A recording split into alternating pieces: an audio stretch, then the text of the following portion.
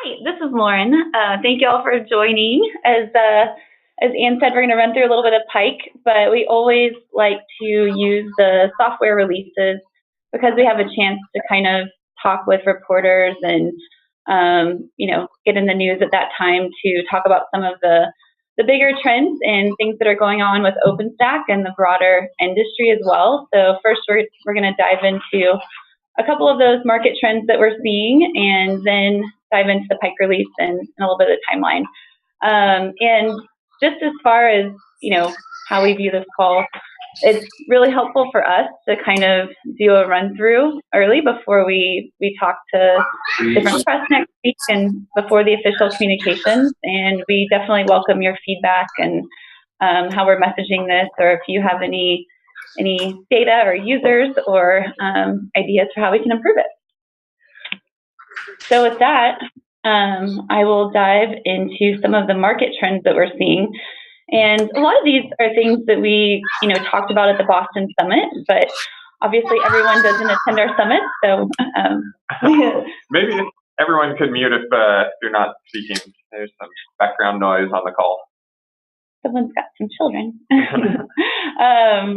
But some of the bigger market trends that we're seeing right now, we've talked a lot about multi-cloud, which is a trend that we are seeing among OpenStack users, definitely according to our user survey and just anecdotally in terms of a lot of the names that we've been able to put up on stage the last couple of summits.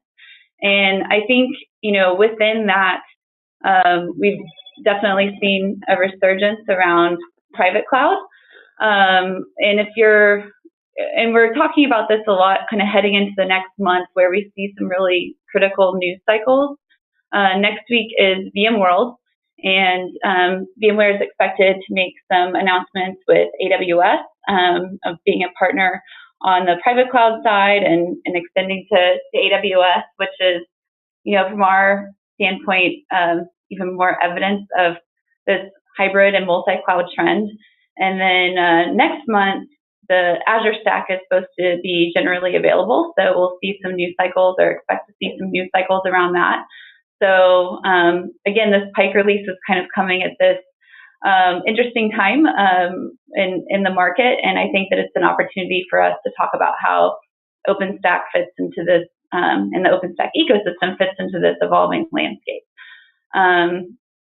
So within that, in that landscape, we've been talking a lot about how OpenStack is becoming much easier to consume. So seeing the public cloud market evolve, both outside of OpenStack with kind of the big three players, and then also this OpenStack powered set of providers that's been emerging, especially at like the mid-size level. We've been talking a lot about private cloud as a service, as well as edge computing, which we see as kind of the next frontier for OpenStack. So I'm going to go a little deeper into some of these different pieces, but just something to think about in this kind of evolving landscape is, again, what differentiates OpenStack and what has attracted so many companies in the ecosystem as well as users to our community to begin with. And it's definitely that flexibility and choice. We have seen kind of increasing concern around vendor lock-in. We're actually trying to gather some of these stats before we talk to press next week, because we've seen a couple of studies out there, as well as our user survey. And again, the fact that it's, OpenStack is modular, and we really have support for the most technologies. So it's not, an ultra prescriptive framework that's being adopted, like perhaps some of the other private cloud solutions on the market. And then, of course, open source APIs, the ecosystem that we have, the licensing around that, and just that kind of true cloud experience. And finally, amongst OpenStack users, we've definitely seen cost as an increasing driver over the last year in terms of moving away from different kind of legacy or proprietary technologies. So it is something that we've started to call out more as a differentiator. I'll just talk about this briefly. I think that the public cloud momentum around OpenStack is something that's kind of underreported. And so I love to get some of the stats and names in front of our community so we can all be evangelists for that as well.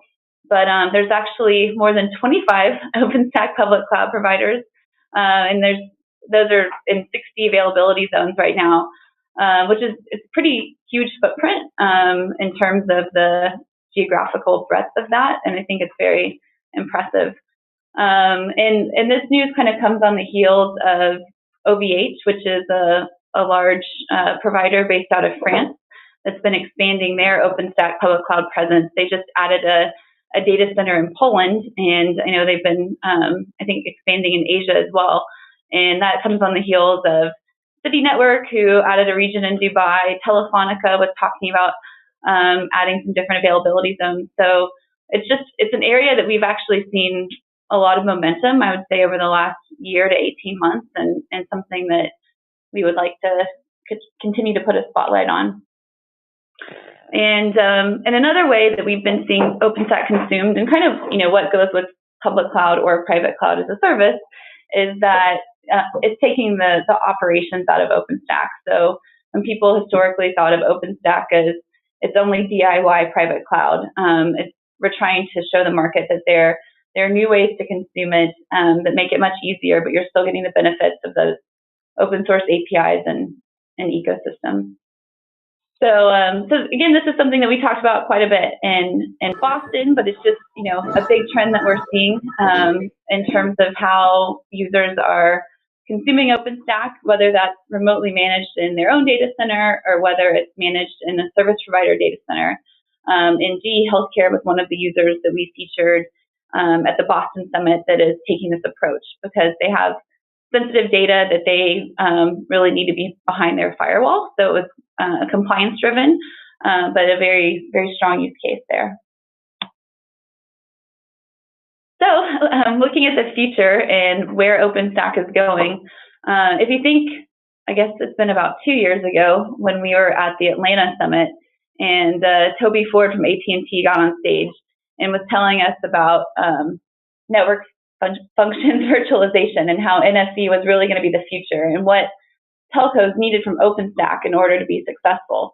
And, that kicked off a multi-year effort to build that functionality into OpenStack, to build that ecosystem, and to really make OpenStack synonymous with NFV in the telco market.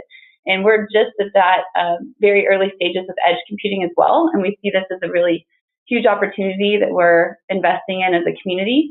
So this is something, again, that, like AT&T before, is being driven by users within the OpenStack community. So certainly telco, which is, comes to mind first, but also a couple of large retailers, as well as manufacturing when you're thinking about IIoT and some of the trends there. So this is a really active space, and it definitely plays into the modularity that we were talking about, to be able to pick, a few services that you want to run at the edge of the network and to combine those with other technologies.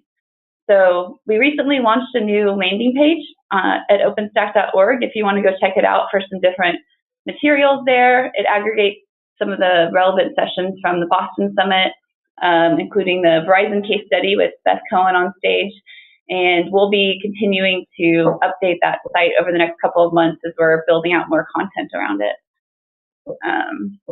And then actually next month, in a couple of weeks, we're hosting a very small event, just about 200 people or so in San Francisco.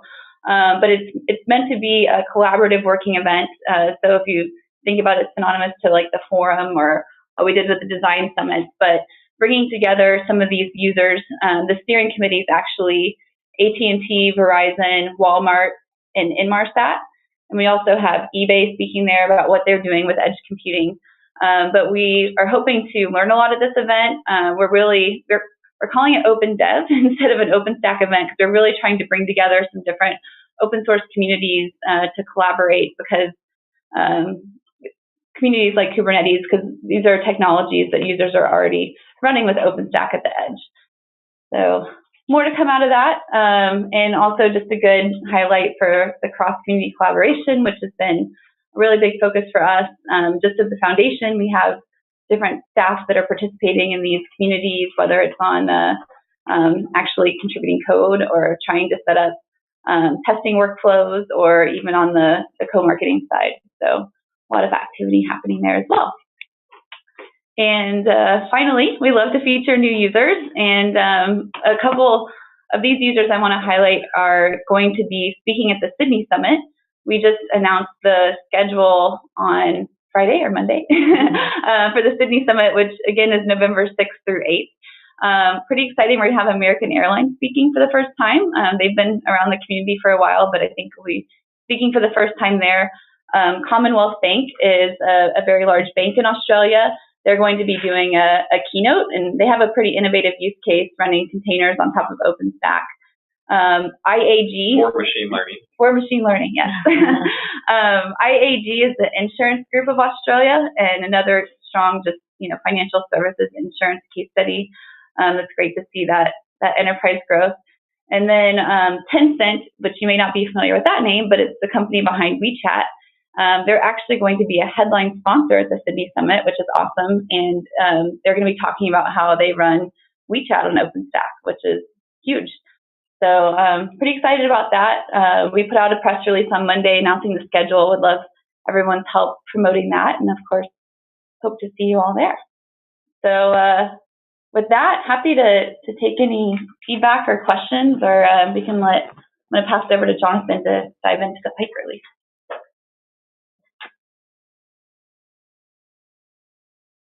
All right.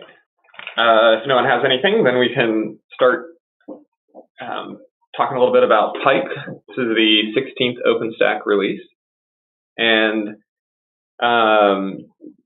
for those of you who this is your first release preview, usually what we try to do is roll up some of the features and the work that the community has done into some bigger themes. And then we'll pick out a few of the individual work components that kind of explain in more detail, how those themes are being executed inside of the release. But every release has hundreds of features that go into it, and so it's it's hard to include in every single bit of it that goes in there. But I think the three key themes for Pike are around user experience and manageability, and this is one that's been consistent over the last few releases. I think that this is actually a really good thing to see in there, and to see that the community has continued to focus on it. One of the areas specifically in 2017 that we've seen a lot of work is on lifecycle management of the OpenStack control plane. Early on in OpenStack, there were a lot of people who were working on kind of the install of OpenStack and getting a cloud up and running. But a cloud is a living and breathing thing that has to run and scale and heal itself and continue to operate over an extended period of time. And those lessons from 7 years of running OpenStack clouds in production have been making their way back upstream and into the community. And so now there's a lot of work in different projects around actual lifecycle management. So what do you do after day one and for the next however many years you're running an OpenStack environment? A couple of areas that are pretty interesting with this are in the Cola project, which uses containers to run the OpenStack control plane, and a new project that's not an official project yet, but it's called OpenStack Helm. And in both cases, they leverage Kubernetes or other orchestration systems to manage those OpenStack services.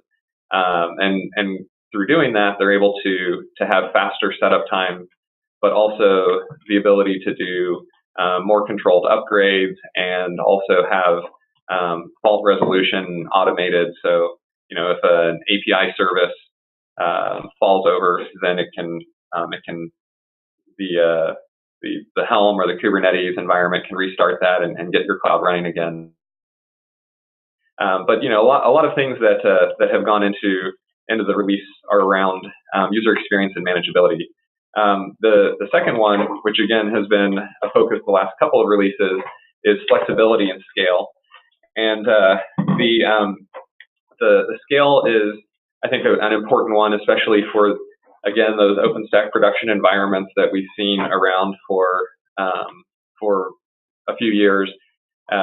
We just wrapped up the latest edition of the user survey, and it's always interesting to go through and look at who's submitting deployments and see deployments that are growing, getting larger and larger. And some of them, have now been running for 4 or 5 years. And so being able to continue to scale the cloud is really critical for those companies who make an investment in OpenStack and want to be able to grow that over time to continue to run the critical workloads of their business. The third area is around composability and modularity. And if you were at the OpenStack Summit in Boston, you definitely heard us talking a lot about this, especially during the keynotes. We had demos, and we talked about composable infrastructure, and I think that this is one of the biggest strengths of OpenStack, is the ability to take the OpenStack services, to piece them together and deliver the functionality that you need and that your applications need, and really create something that's very powerful for your environment. And there was work that especially in Ironic and Cinder, that enabled some of this. So if we dive into some of the specific updates, one update that is pretty cool, that's kind of a behind the scenes one, is across all of the projects, is support for Python 3.5. And this is like I said, it's sort of behind the scenes or under the hood. But the reason why this is really important for the community to work on is Python 2.7 has been the version of Python that most people have been running, or the 2 series. 2.7 has been the one for probably 4 years now or something.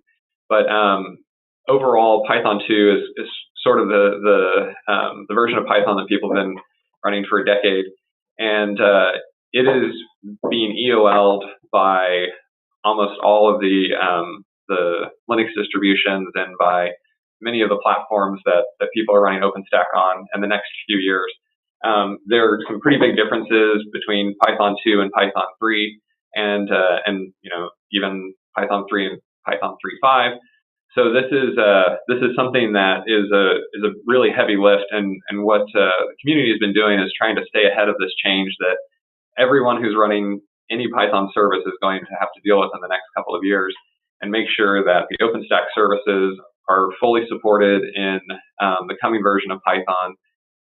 Basically, that we're not going to have some big pile of technical debt that we have to try to figure out how to fix in the next year.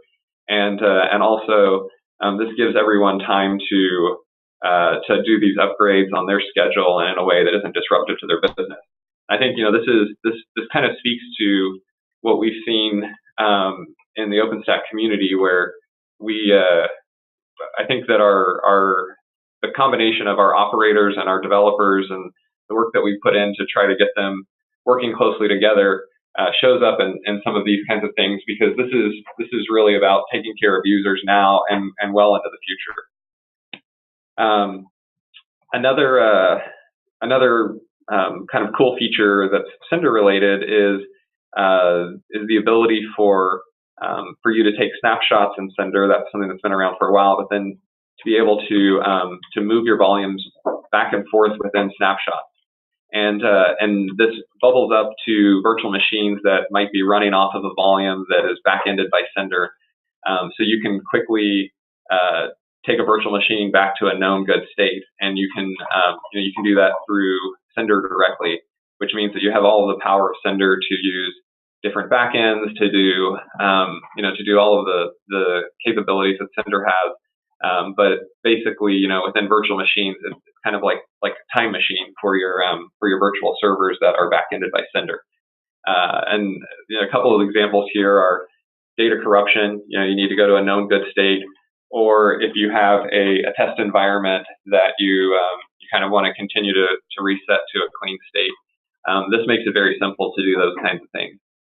This is a brand new feature in Pike, so it isn't supported across all of the drivers and Sender yet, but that's something that that the Sender team expects to see in the Queen's release. Another big update in Sender, and this is one that's been talked about for well over a year now, is the ability to extend the size of a volume. So if you attach a Sender volume into a virtual machine, it looks like a hard drive inside of that virtual machine. What you can now do is you can increase the size of that hard drive, that virtual hard drive, without shutting down the virtual machine or interrupting the operation of that server. And that's a much requested feature. It took a lot of work across the different teams to implement it in Sender and also get it supported all the way up through Nova and through the projects that depend on Sender. But it has now made it into Pike and is a very cool feature there. So along with the manageability theme, Ironic has rolled out rolling upgrade support.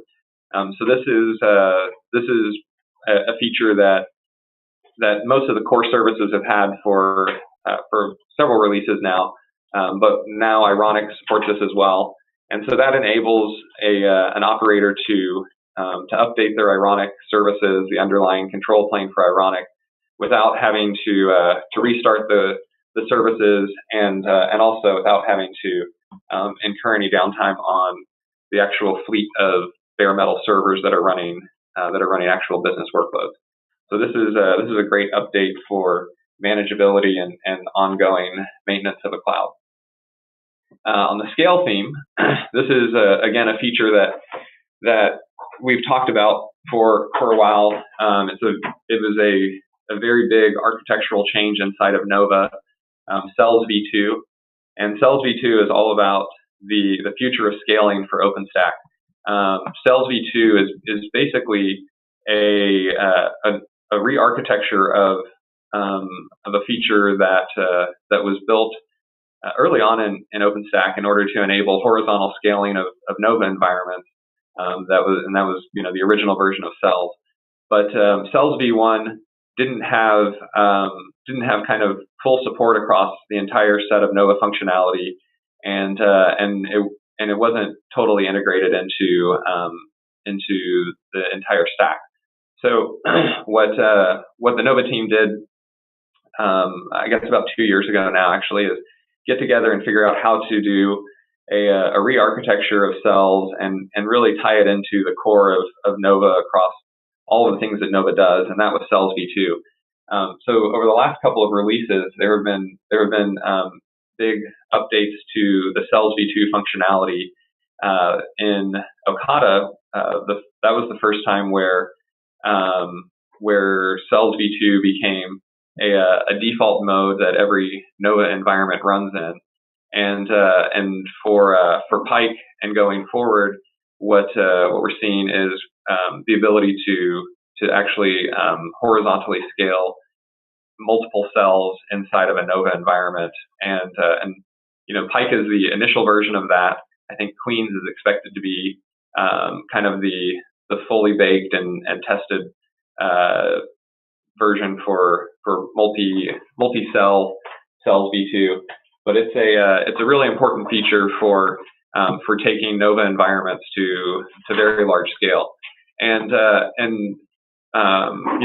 think that one of the things that's nice about Cells v2 is it's the second iteration of it, and it was written after the teams had learned a lot from the first version of Cells, and also in combination with users who've been running Cells version 1 and who've been running Cells v2. So it's easier to deploy. As I said earlier, since Okata, it's built into every Nova cloud, and it just continues to get better at scaling horizontally. So this is kind of an interesting one here. etcd is actually not an OpenStack project, but it is a tool that a lot of different systems use to manage shared state and things where there's a distributed environment that needs to come to some kind of consensus about either configuration or, who might be authoritative in a certain scenario. Those kinds of things that are tricky when you have distributed servers and distributed software. At the Boston Summit during the forum, there was some discussion about how to handle that inside of OpenStack. And this is a discussion that's gone on for a while because there are various places where this is needed inside of OpenStack. And things like Zookeeper and other tools have been discussed, but there was not really a decision until the summit in Boston. And there in Boston, the teams decided that etcd could become a base service for OpenStack. And what that means is that any OpenStack project or service can have a dependency on etcd. It can basically start to use etcd for those things that it's good at. The other examples of base components are like MySQL and RabbitMQ, and so these are the kind of the underlying fundamental bits of technology that make OpenStack clouds run on the control plane side. And now etcd, I think, this is actually a really good decision because I think it's something that has been proven to scale in a number of environments, and now is available for OpenStack services to use. Some of the different projects are looking at ways to integrate this, and I think that this is, again, something we'll see in Queens where people are using it to solve some of these different scale problems. The third theme is around composability and modularity. And as I said, in Boston, we talked a lot about how we're seeing different patterns where organizations are taking a set of OpenStack services, and Lauren mentioned Commonwealth Bank earlier. I don't want to, front run their Sydney keynote, but they are using containers on top of Ironic. They're running TensorFlow for machine learning. We see these kinds of use cases where people have a specific need where they want bare metal performance, or they want enterprise storage or enterprise networking connected up into container systems. And so the ability to run the OpenStack services like Cinder for storage, Neutron for networking, Ironic for bare metal provisioning, as independent services has been something that's always been appealing.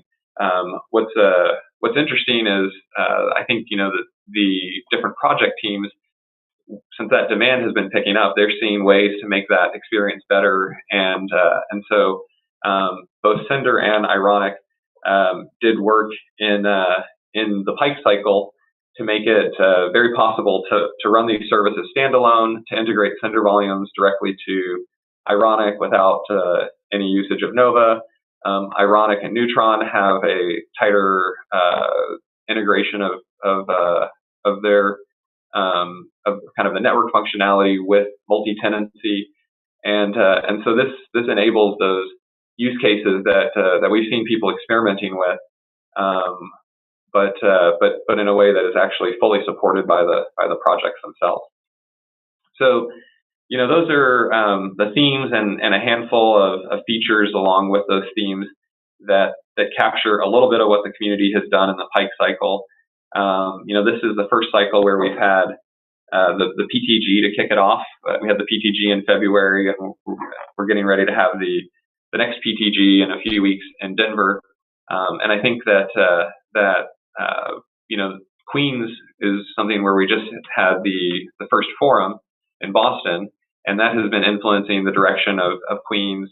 Things like the support for etcd. There were decisions about logging and different other tools that came out of the forum. So I think it's also going to be really interesting to look forward to Queens and see, how the community structure that we've been working on to really loop operators and developers closer together is going to play out.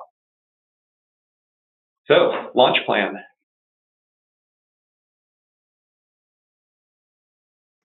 Awesome. So we have, if you hit to the next slide, people are probably wondering about some assets and information that Jonathan shared when they can get more details. The Pike release is scheduled for August 30th, and the plan is to have a press release and landing page live at 10 a.m. Central Time on August 30th.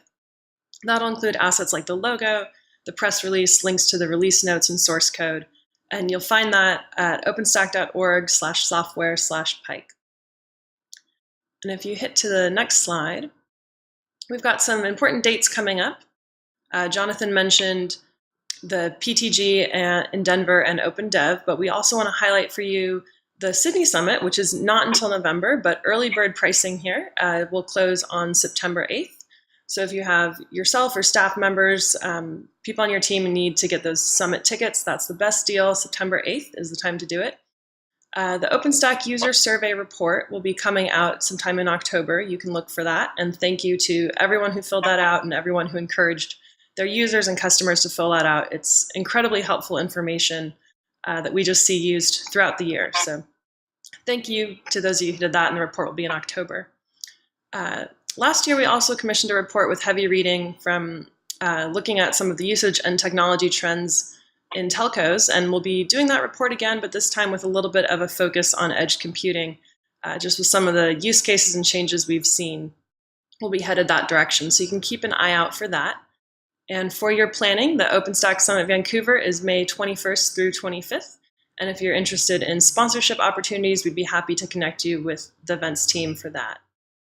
So after that, I think we'll go ahead and open it up to questions if anyone has questions for Jonathan, Lauren, or myself.